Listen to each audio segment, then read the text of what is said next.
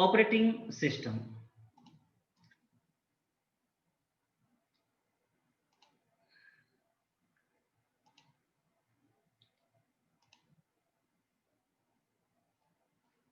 हाँ, तब operating system के बारे में कल हमने समझा था कि ऑपरेटिंग सिस्टम सिस्टम सॉफ्टवेयर का एक हिस्सा है या एक प्रकार का सिस्टम सॉफ्टवेयर है, और इस सिस्टम सॉफ्टवेयर में ये क्षमता होती है कि वो पूरे कंप्यूटर का मैनेजमेंट करता है।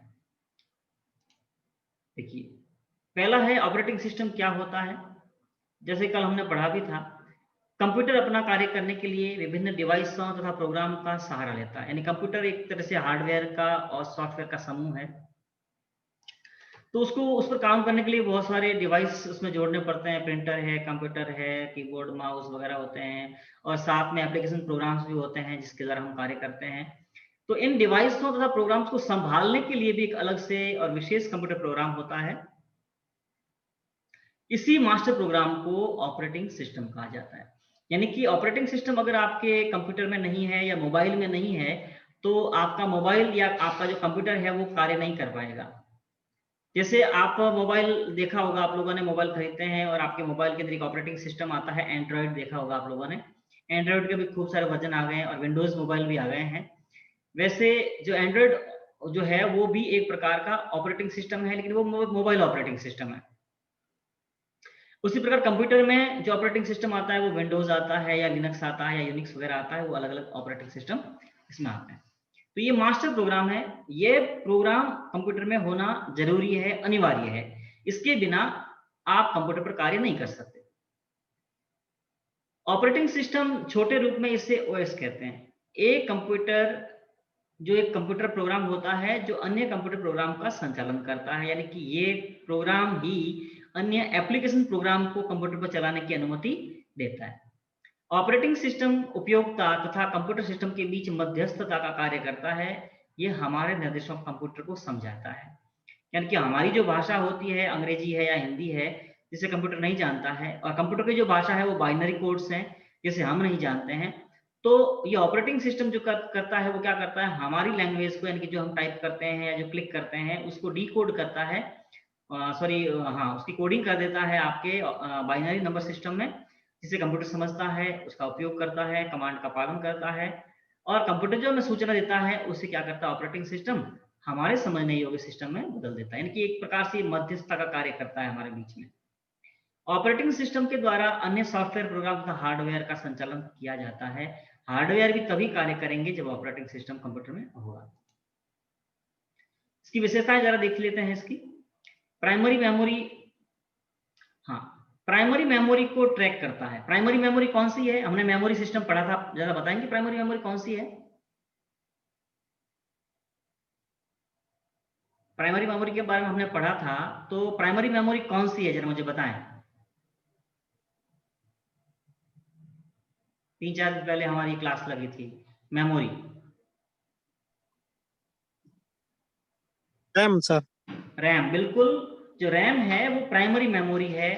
रैम और रोम ये प्राइमरी मेमोरी के अंतर्गत आते हैं, लेकिन प्राइमरी मेमोरी से जो अर्थ लिया जाता है वो मुख्य रूप से रैम का ही लिया जाता है, यानी रैंडम एक्सेस मेमोरी। ये जो रैंडम एक्सेस मेमोरी है, ये ऑपरेटिंग सिस्टम ये इस्तेमाल करता है, देखता है कि भाई ये मेमोरी कहाँ कहाँ इस्तेमाल हो रही है, कैसे इस्तेमाल हो रही है, और इसका इस्तेमाल कहाँ ज़्यादा करवाना है और कहाँ कम करवाना है, वो सारी चीज़ें वो ऑपरेटिंग सिस्टम ट्रैक करता है। प्रोसेसर का ध्यान रखता है, अर्थात मैनेज करता है कि प्रोसेसर में कितना भाग एक्टिव है, कितना है डीएक्टिव है, और कितने भाग में कौन सा काम करवाना है, क्या करवाना है, वो सारा काम होता है ऑपरेटिंग सिस्टम करता है। यानी कि प्रोसेसर मैनेजमेंट करता है।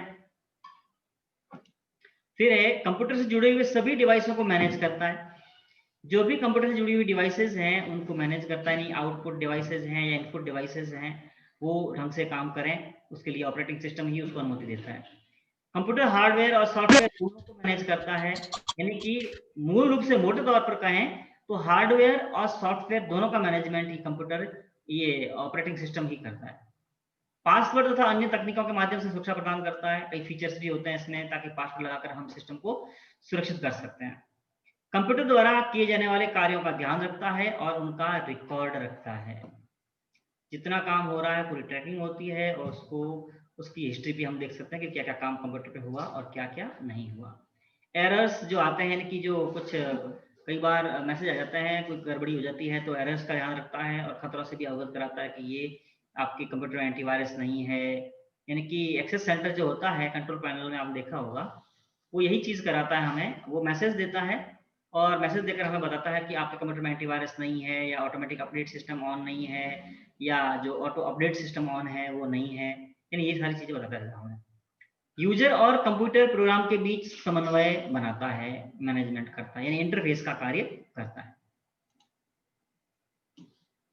अब हम देखते हैं ऑपरेटिंग सिस्टम के विभिन्न प्रकार। ये तो थी उसकी विशेषताएं।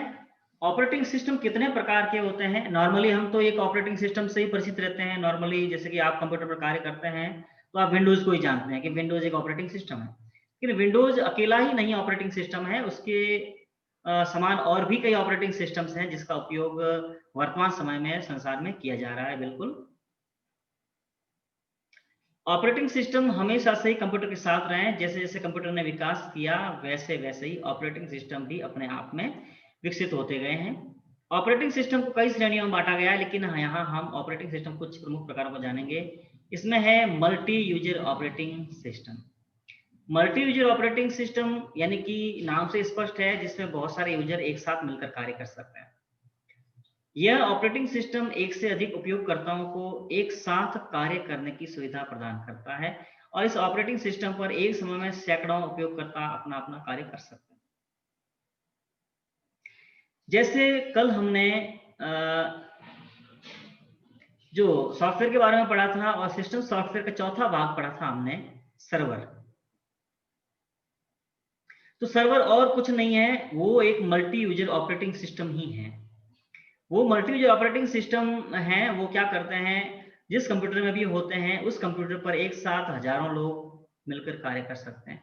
वो उस कंप्यूटर पर कैपेसिटी पर होता है, 2 लोग कर सकते हैं, 10 लोग कर सकते हैं, 100 कर सकते हैं, 1000 कर सकते हैं, क्योंकि उस सिस्टम में मेमोरी है, उसका सीपीयू कैसा है, उसकी हार्ड डिस्क कितनी है, इसके नेटवर्क सुविधा कितनी है, उसके हिसाब से उस पर लोग कार्य कर सकते हैं। यानी कि वो उस पर कनेक्शन की सुविधा दे रखी होती है कि 5 कनेक्शन हो सकते हैं, 10 हो सकते हैं, 20 हो सकते हैं, 100 हो सकते हैं, इस प्रकार से। तो वो सर्वर हैं, मूल रूप से वे मल्टी यूजर ऑपरेटिंग सिस्टम ही है। जैसे हमने कल पढ़ा था विंडोज सर्वर 2003, 2005, 2008, 2012, 16, 19 वगैरह 21, ये सब मल्टी यूजर ऑपरेटिंग सिस्टम है। फिर आता है सिंगल यूजर ऑपरेटिंग सिस्टम। तो सिंगल यूजर में देखिए, इसके विपरीत सिंगल यूजर ऑपरेटिंग सिस्टम एक समय में सिर्फ एक ही उपयोगकर्ता को कार्य करने देता है, और इस ऑपरेटिंग सिस्टम पर एक समय में कई उपयोगकर्ता कार्य नहीं कर सकते। जिसे विंडोज आपका, जैसे लैपटॉप खरीद कर लाते हैं मार्केट से, या आपका जो पीसी है आपसे फॉर्मेट करवाते हैं, जो ऑपरेटिंग सिस्टम आपके कंप्यूटर में होता है वो सिंगल यूजर ऑपरेटिंग सिस्टम होता है। जैसे विंडोज 7 है, विंडोज 10 है, ये सारे सिंगल यूजर हैं, यानी कि एक समय में एक यूजर ही काम कर सकता है। अगर दूसरा यूजर कनेक्ट होता है तो पहले वाला यूजर ऑटोमेटिकली लॉग आउट हो जाएगा उसमें। यानी कि एक समय केवल एक यूजर ही काम कर सकता है, मल्टी यूजर इस पे काम नहीं कर सकते। एक होते हैं मल्टीटास्किंग ऑपरेटिंग सिस्टम।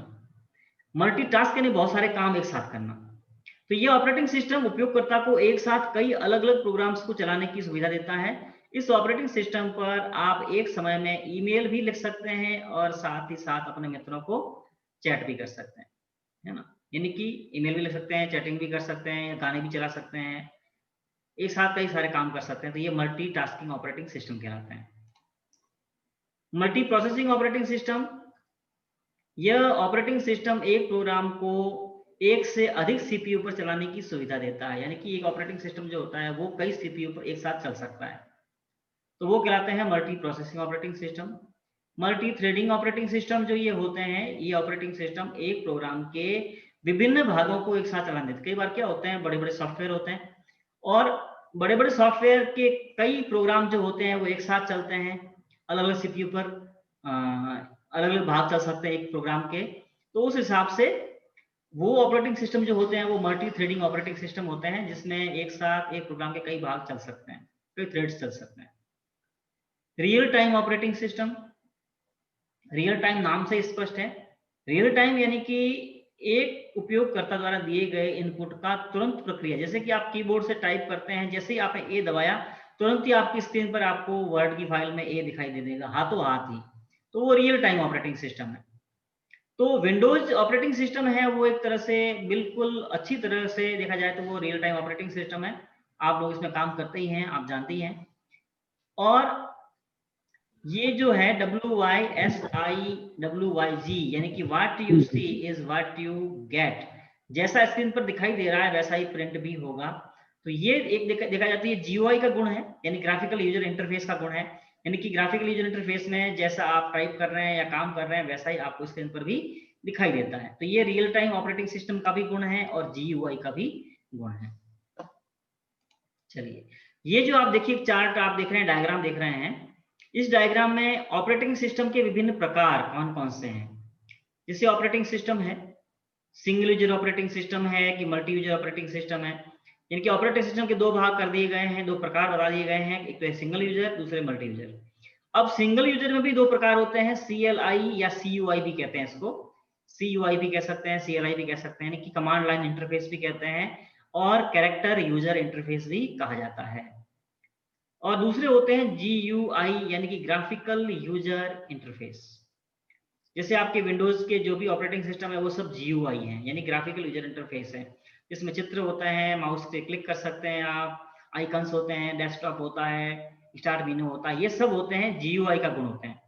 जबकि CLI जो होते हैं या CUI जो होते हैं यानी कि कमांड लाइन इंटरफेस या कैरेक्टर यूजर इंटरफेस, उसमें केवल ब्लैंक स्क्रीन होती है जिसमें केवल आपको टाइप करना होता है, टाइप करके ही आप आगे कमांड टाइप कर सकते हैं या लिख सकते हैं।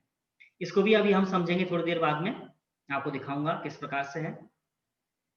मल्टी यूजर ऑपरेटिंग सिस्टम जो होते हैं वो भी दो प्रकार के होते हैं, CLI यानी कि कैरेक्टर कमांड लाइन इंटरफेस या कैरेक्टर यूजर इंटरफेस, और दूसरे होते हैं GUI यानी कि ग्राफिकल यूजर इंटरफेस।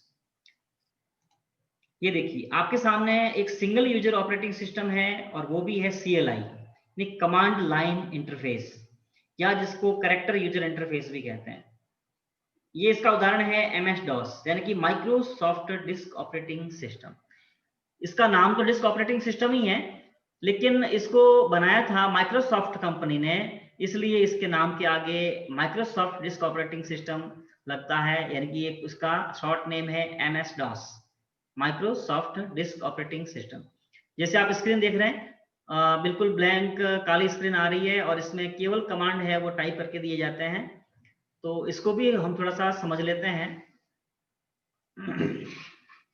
किस प्रकार से MS-DOS कार्य करता है।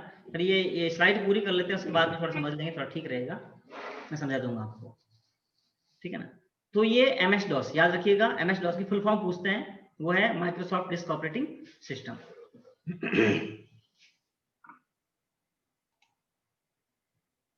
दूसरे है सिंगल यूजर, ये ऑपरेटिंग सिस्टम जो है,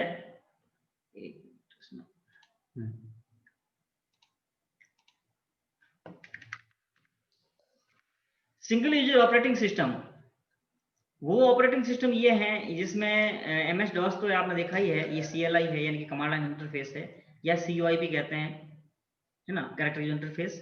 और बाकी जो विंडोज के वर्जन आप देख रहे हैं, Windows 95, Windows 98, Windows ME, Windows NT, Windows 2000, XP, Vista 7, 8 और 8.1 और अब 10 चल रहा है वर्तमान में। तो ये सारे ऑपरेटिंग सिस्टम जो हैं वो सारे के सारे GUI ऑपरेटिंग सिस्टम है, MS-DOS को छोड़ करके। MS-DOS है वो CUI है, बाकी सारे के सारे जितने भी वर्जन है विंडोज के, ये सब GUI यानी कि ग्राफिकल यूजर इंटरफेस है। अब ये समझ पर आते रहे, सबसे पहले DOS आया था, DOS के बाद में फिर विंडोज 3.1 आया, 3.5 आया, फिर 95 आया, 98, फिर ME, NT, इस प्रकार से आते गए। ये देखिए सबसे पहले जो आप देख सकते हैं GUI में, विंडोज 95 की जो स्क्रीन इस प्रकार से हुआ करती थी, जो मैंने आपको दिखाई, आपके सामने देख सकते हैं इस प्रकार से, बिल्कुल ही सिंपल, इसमें ज्यादा ग्राफिक्स भी नहीं था, हालांकि आइकन भी थे और माउस से आप इन जो क्लिक वगैरह भी कर सकते थे इस पर, ठीक है ना। मिनिमाइज है, मैक्सिमाइज है, क्लोज बटन वगैरह जो आप देख सकते हैं, सारा माउस का इस्तेमाल भी हो सकता है, स्टार्ट बटन भी इसमें था, टास्क बार भी इसमें थी, डेस्कटॉप भी इसमें था। इस प्रकार से ये ऑपरेटिंग सिस्टम 95 ये काफी अच्छा चला था और काफी यूज हुआ था, पॉपुलर हुआ था। ये विंडोज जैसे कि नाम है इसका 95, यानी कि 1995 में भी लॉन्च हुआ था ये। उसके बाद में सन 1998 में जो ऑपरेटिंग सिस्टम आया वो था विंडोज 98। विंडोज 98 ऑपरेटिंग सिस्टम है वो काफी अच्छा ऑपरेटिंग सिस्टम माना गया, यानी कि ये बहुत ही अच्छा ऑपरेटिंग सिस्टम था। 95 की तुलना में विंडोज 98 बहुत चला और ये काफी साल तक इसने मतलब कंप्यूटर की दुनिया पर राज किया। विश्व के लगभग जहां जहां भी कंप्यूटर थे वहां विंडोज ऑपरेटिंग सिस्टम ही चलता था और विंडोज 98 बहुत चला, क्योंकि काम करने में आसान था, क्रैश नहीं होता था और इसको हैक भी करना थोड़ा सा मुश्किल था, तो इसलिए विंडोज 98 काफी चला, ये मील का पत्थर कहलाया था।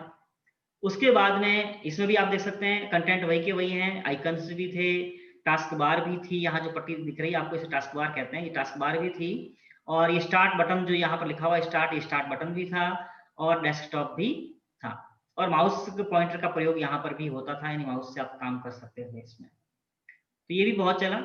फिर विंडोज ME आया, यानी विंडोज मिलेनियम। जो विंडोज मिलेनियम जो आप देख सकते हैं ये बिल्कुल विंडोज 98 की तरह ही है, थोड़ा सा कुछ बदलाव किए गए थे इसमें, फिर भी ये 98 की तरह लोकप्रिय नहीं हो पाया। जितना 98 चला विंडोज 98, इतना विंडोज मिलेनियम जो है वो नहीं चला था।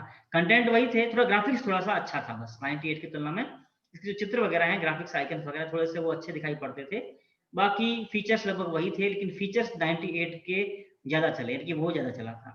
स्टार्ट बटन इसमें भी था, स्टार्ट बटन इसमें भी खुलता था, आइकन भी थे और डेस्कटॉप वगैरह है, टास्क बार, वो सब सेम इसमें सारे सिस्टम थे। लेकिन उसके बाद में विंडोज ME के बाद देख सकते हैं विंडोज NT यानी नेटवर्क वर्जन आया। नेटवर्किंग के लिए ये विंडोज 98 के साथ ही साथ चलता रहा था विंडोज NT वर्जन। ये नेटवर्किंग के लिए सर्वर वगैरह में काम में लिया जाता था ये, यानी कि नेटवर्क के काम का ऑपरेटिंग सिस्टम था, NT यानी कि नेटवर्क। तो विंडोज NT था, ये भी विंडोज 98 के समानांतर चला था। वर्जन इसमें देख सकते हैं आप, आइकन लगभग सेम ही है इसमें, वही सेम टू सेम आइकन भी थे और task bar, start button, desktop वगैरह सब कुछ समान था। विंडोज NT के बाद में जो ऑपरेटिंग सिस्टम वो आया था वो था विंडोज 2000। विंडोज 2000 ऑपरेटिंग सिस्टम आप देख सकते हैं, यानी कि सन 2000 में लॉन्च हुआ था और ये विंडोज काफी ग्राफिक्स काफी अच्छा था इसका, फीचर वही के वही थे लगभग, स्टार्ट बटन भी था, टास्क बार भी थी, आइकन भी थे, डेस्कटॉप भी था, लेकिन ये भी ऑपरेटिंग सिस्टम जो था 98 के समान लोकप्रिय नहीं हो पाया और जल्दी ही खत्म हो गया, यानी कि इसका ज्यादा उपयोग नहीं हुआ। विंडोज 98 ही चलता रहा, इसके समानांतर ये आ भी गया, फिर भी विंडोज 98 ही चलता रहा क्योंकि वो ज्यादा अच्छा था, इससे बेटर था। ये अच्छा था, बाद में आया, लेकिन फिर भी वो ज्यादा चला, ये नहीं चला। विंडोज 2000 के बाद में जो ऑपरेटिंग सिस्टम आया वो विंडोज XP सन 2002 में। ये ऑपरेटिंग सिस्टम भी विंडोज 98 के समान बहुत ही लोकप्रिय हुआ। विंडोज XP जब आया तो विंडोज 98 को उसने खत्म कर दिया, यानी कि जहां जहां विंडोज 98 चला करता था उसके स्थान पर अब विंडोज XP को लोड किया जाने लगा, क्योंकि ये बहुत ही अच्छा ऑपरेटिंग सिस्टम था और आज भी अमेरिकी नौसेना जो है और वायुसेना जो है वो विंडोज XP का इस्तेमाल करती है। हालांकि जो माइक्रोसॉफ्ट ने इसका जो सपोर्ट है हटा लिया है, इसके अपडेट वगैरह नहीं भेजती, लेकिन फिर भी अमेरिकन जो नेवी और एयरफोर्स है वो विंडोज XP का इस्तेमाल करती है, क्योंकि एक ऐसा ऑपरेटिंग सिस्टम है जिसको हैक नहीं किया जा सकता। हैकर्स जो होते हैं उनके लिए थोड़ा सा ये मुश्किल है हैक करना, इसलिए ये ऑपरेटिंग सिस्टम आज भी वो अमेरिकन नेवी यूज करती है। हालांकि आजकल हमारे कंप्यूटर के अंदर तो ये नहीं मिलता है क्योंकि इसका सपोर्ट हटा लिया गया है, इसलिए नॉर्मली हम इसको यूज भी नहीं करते हैं। और पुराने जो अपने हार्डवेयर हैं उसको सपोर्ट, सॉरी नए जो हार्डवेयर आ रहे हैं, जिसके नया स्कैनर लेंगे या नया प्रिंटर लेंगे या नया कीबोर्ड वगैरह, तो इसको ये सपोर्ट थोड़ा नहीं करता है, क्योंकि इसके अपडेट जो अब है वो नहीं आ रहे हैं, इसलिए इसका आप अपने कंप्यूटर में प्रयोग नहीं करते हैं। लेकिन कुछ एक संस्थान आज भी मैंने देखे हैं जो विंडोज XP आज भी चलाते हैं, क्योंकि जो पुराने कंप्यूटर हैं आज से 10-15 साल पहले के, तो उसमें आज के नए ऑपरेटिंग सिस्टम चलेंगे नहीं, तो विंडोज XP का इस्तेमाल करते हैं वो। इसमें वो वही सेम फीचर्स हैं, आप देख सकते हैं, स्टार्ट बटन इसमें भी था और इसकी जो टास्क बार वो काफी, ये टास्क बार भी है, वॉलपेपर वगैरह सारे फीचर, लेकिन ये इसका थोड़ा फीचर थोड़ा अच्छा, ग्राफिक्स थोड़ा सा अच्छा इसमें दे दिया था, यानी कि दिखने में काफी अच्छा स्मूथ था, सुंदर था वो। जबकि विंडोज 98 तो या आप देख सकते हैं बिल्कुल एक सिंपल दिख रहा है, जबकि विंडोज XP काफी स्मूथ दिख रहा है, इसकी टास्क बार वगैरह भी काफी अच्छी, क्लासिकल काफी अच्छी है मतलब। तो ये विंडोज XP ये मील का पत्थर साबित हुआ और आज भी चल रहा है। फिर आया विंडोज विस्टा, ये भी धूमकेतु की तरफ हो गया, आया और गया। आया फीचर्स इसमें क्या है कि जो इसकी जो सिक्योरिटी सिस्टम बड़ा शानदार है विंडोज विस्टा का, लेकिन ये ज़्यादा चला नहीं, ज़्यादा यूज नहीं हुआ क्योंकि चलने में थोड़ा सा हैवी भी था और ज़्यादा इसके सपोर्ट सिस्टम भी, यानी इसके अपडेट्स भी ज़्यादा नहीं आए, तो ये आज लगभग लुप्त प्राय है। किसी कंप्यूटर में आपको विंडोज विस्टा नहीं मिलेगा, इसका यूज ही नहीं होता है क्योंकि ये चलने में थोड़ा सा हैवी भी था, इसलिए इसका प्रयोग नहीं हुआ। तो ये विंडोज विस्टा फीचर इसके काफ़ी अच्छे हैं, ग्राफिक्स काफ़ी अच्छा था इसका विंडोज 7 की तरह, लेकिन फिर भी ये नहीं चला। इसमें भी स्टार्ट बटन था, टास्क बार थी, वॉलपेपर था, आइकन्स थे, सब कुछ था इसमें, और गैजेट्स भी आप जैसे देख रहे हैं गैजेट्स भी इसमें थे साथ में।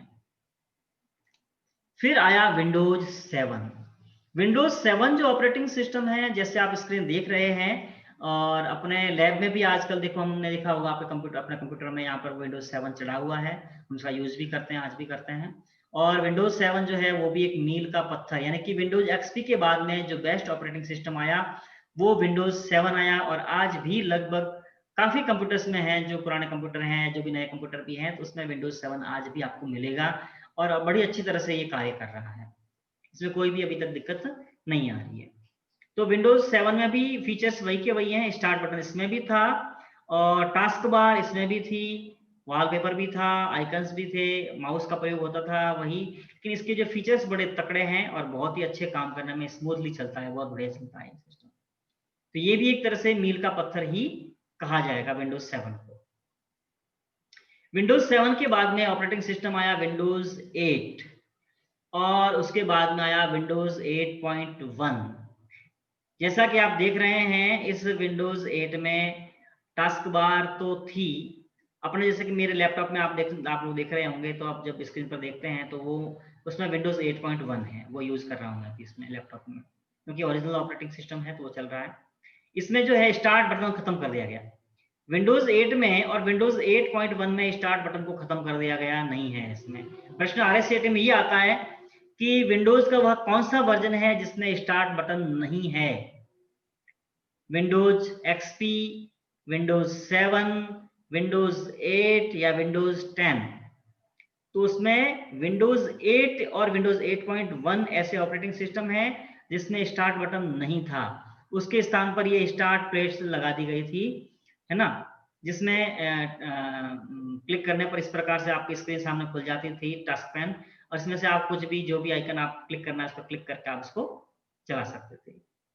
और इसको पसंद नहीं किया लोगों ने, यूजर्स ने इसको पसंद नहीं किया, इसलिए विंडोज को ये फीचर वापस लागू करना पड़ा स्टार्ट बटन वाला, और विंडोज 10 में इसको वापस लागू कर दिया गया, जबकि विंडोज 8 में इसको हटा दिया गया था, लेकिन ये ज्यादा लोकप्रिय नहीं हुआ। विंडोज 8 भी चल रहा है पुराने कंप्यूटर, कुछ कंप्यूटर्स हैं, लेकिन इतना लोकप्रिय नहीं है जितना विंडोज 7 है और विंडोज 10 है।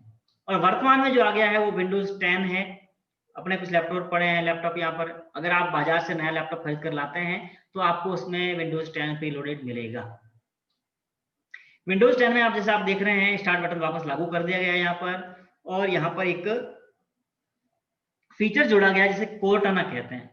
ये कोर्टाना यहाँ जोड़ दिया गया, आप नीचे देख सकते हैं यहाँ पर ये कोर्टाना, जहाँ एक सर्च बॉक्स की तरह, यानी कि आप यहाँ पर क्लिक करके टाइप करके कुछ भी सर्च कर सकते हैं। वर्ड खोलना है, यहाँ से WORD टाइप करो यहाँ पर कोर्टाना में, और आपके वो वर्ड यहाँ पर सामने आ जाएगा, जिस पर क्लिक करके आप उसको खोल सकते हैं। तो विंडोज 10 है वो काफी हैवी ऑपरेटिंग सिस्टम है और चलने भी बहुत ही स्मूथ है। बस इसकी एक ही कमी है कि अपडेट बहुत ज्यादा आते हैं। अगर आपने नेट रिचार्ज करवाया हुआ है 2 GB का, तो वो आपके आधे घंटे में 2 GB खत्म कर देता है पूरा। हाँ, एक बार अपडेट हो जाए अच्छी तरह से, पूरा 20-30 GB खाता है, और एक बार अपडेट हो जाने के बाद में फिर ये आपका नेट है वो नहीं खाता है। इस प्रकार से ये ऑपरेटिंग सिस्टम काफी अच्छा चल रहा है, फीचर काफी अच्छे हैं, और ये प्लग एंड प्ले है सारे ऑपरेटिंग सिस्टम मैंने आपको बताए थे। कोई भी हार्डवेयर आप इसमें जोड़ो और आपको इसका ड्राइवर डालने की जरूरत नहीं है, डायरेक्टली इसमें काम करने लग जाते हैं।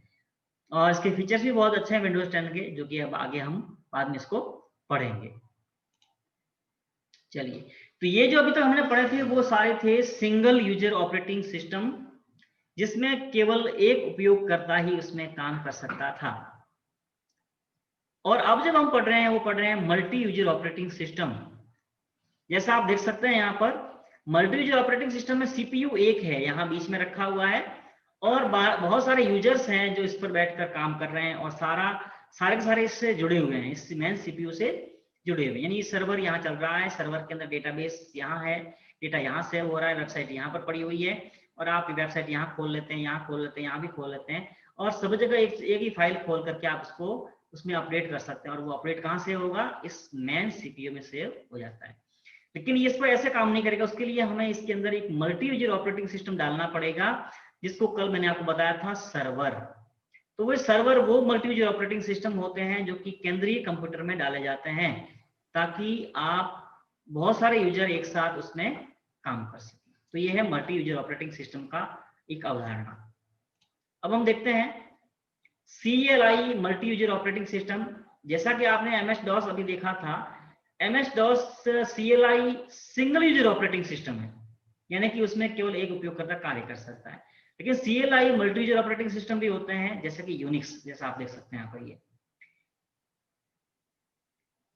यूनिक्स जो है वो काफी अच्छा ऑपरेटिंग सिस्टम है और बहुत ही महंगा भी है। महंगा होने की वजह से इस पर हर कोई व्यक्ति इसको खरीद नहीं सकता था, बड़ी बड़ी कंपनियां ही इसको खरीद सकती थी। और उसकी वजह से फिर क्या है कि टोवाल्ड लाइनस नाम का जो बंदा था, उसको एक अलग से ऑपरेटिंग सिस्टम बनाना पड़ा। तो यूनिक्स जो है वो एक मल्टी यूजर ऑपरेटिंग सिस्टम है, और वो है CLI, यानी केवल आप कमांड टाइप करके ही काम इसमें कर सकते हैं। फिर आया GUI में multi user operating system Linux. Linux जो है एक मल्टी यूजर ऑपरेटिंग सिस्टम है, और इसमें एक सर्वर के अंदर भी इसको रख सकते हैं और आपके पीसी के अंदर भी इसको काम में ले सकते हैं। ये बिल्कुल ही फ्री ऑपरेटिंग सिस्टम है, इसके कोई पैसे नहीं लगते हैं आपके। और वैसे विंडोज अगर खरीदते हैं बाजार से, तो विंडोज के लिए कम से कम आपको पेमेंट चुकाना पड़ता है 7-8 हज़ार रुपये। जबकि ये लाइनक्स जो है, अगर आप अपने कंप्यूटर में इंस्टॉल करते हैं तो आपको किसी प्रकार का रुपया देने की जरूरत नहीं है, बिल्कुल फ्री है, फ्री ऑफ कॉस्ट है, यानी कि ओपन सोर्स ऑपरेटिंग सिस्टम है ये लाइनक्स। लाइनक्स की शुरुआत कैसे हुई थी? एक टोवाल्ड लाइनक्स नाम का एक स्टूडेंट था हार्वर्ड यूनिवर्सिटी का, उसके पास पैसे नहीं थे ऑपरेटिंग सिस्टम खरीदने के लिए, क्योंकि यूनिक्स बहुत ही महंगा मिलता था उस समय। तो उसने क्या किया कि खुद का ही अपना एक ऑपरेटिंग सिस्टम तैयार कर दिया, और ऑपरेटिंग सिस्टम काफी अच्छा बना। अब उसको पैसे नहीं लगे, उसने खुद बनाया था, तो उसने सोचा कि क्यों ना मैं दूसरों को भी ये बांटूं। मैं अकेला गरीब बच्चा नहीं हूँ, काफी और भी गरीब लोग होंगे जो काम तो करना चाहते हैं कंप्यूटर पर, लेकिन उनके पास ऑपरेटिंग सिस्टम खरीदने के लिए पैसे नहीं है। तो उसने उनकी भलाई के लिए ये ऑपरेटिंग सिस्टम का ओपन सोर्स कोड जो इंटरनेट पर डाल दिया। इस प्रकार से ये ऑपरेटिंग सिस्टम जो है पूरे विश्व भर में फैल गया, इसका कोई मालिक नहीं है। इसकी वजह से ये ऑपरेटिंग सिस्टम आज बिल्कुल फ्री है और बिल्कुल एडिटेबल है, आप इसमें एडिट भी कर सकते हैं। खास बात तो ये है, इस ऑपरेटिंग सिस्टम को आप अपने हिसाब से ढाल सकते हैं, चेंज कर सकते हैं, इसलिए हैकर्स इस ऑपरेटिंग सिस्टम को हैक नहीं कर सकते। बहुत ही अच्छा ऑपरेटिंग सिस्टम है, लेकिन ये मल्टी यूजर ऑपरेटिंग सिस्टम है और GUI है, यानी कि ग्राफिकल यूजर इंटरफेस है। ये कमांड लाइन भी काम कर सकते हैं इसमें, और ग्राफिकल यूजर में भी आप इसमें काम कर सकते हैं। उसके अलावा ये तो देखिए हमने अपने विंडोज के ऑपरेटिंग सिस्टम और यूनिक्स और लिनक्स। उसी प्रकार से मैकिन्टॉश का अपना एक ऑपरेटिंग सिस्टम आता है। अगर जैसे आप एप्पल के कंप्यूटर खरीदते हैं या एप्पल का फोन खरीदते हैं, आईफोन खरीदते हैं, आईपैड खरीदते हैं, तो उसके अंदर जो ऑपरेटिंग सिस्टम आता है वो मैकिन्टॉश का अपना खुद का ऑपरेटिंग सिस्टम है। जिस प्रकार माइक्रोसॉफ्ट कंपनी ने विंडोज ऑपरेटिंग सिस्टम बनाया है, उसी प्रकार एप्पल कंपनी ने अपना मैकिन्टॉश ऑपरेटिंग सिस्टम बनाया है, जो कि आईफोन में, आईपैड में, या जो एप्पल की जो नोटबुक वगैरह आती है उसके अंदर आपको ये मिलता है। चलिए, जो ऑपरेटिंग सिस्टम के बारे में हमने जो पढ़ा है, आपको उसके बारे में कुछ समझ में आया, या इसके संबंध में कोई प्रश्न हो आपके मन में तो आप मुझसे पूछ सकते हैं। चलिए, अब हम आगे आपको समझाते हैं MS-DOS के बारे में। जैसे मैंने आपको बताया था, विंडोज तो आप देख ही रहे हैं, जैसे कि आप लोग देख रहे हैं, ये जो ऑपरेटिंग सिस्टम देखिए विंडोज 8 है, 8.1 है इसमें। जैसे मैं स्टार्ट बटन पर क्लिक करता हूं तो इस प्रकार देखिए ये स्टार्ट पैन खुल जाती है ये, ठीक है ना।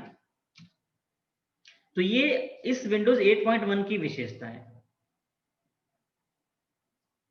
अब जो मैं आपको समझा रहा था वो था MS-DOS। ये तो था GUI ऑपरेटिंग सिस्टम, आप देख रहे हैं ये ग्राफिकल यूजर इंटरफेस है।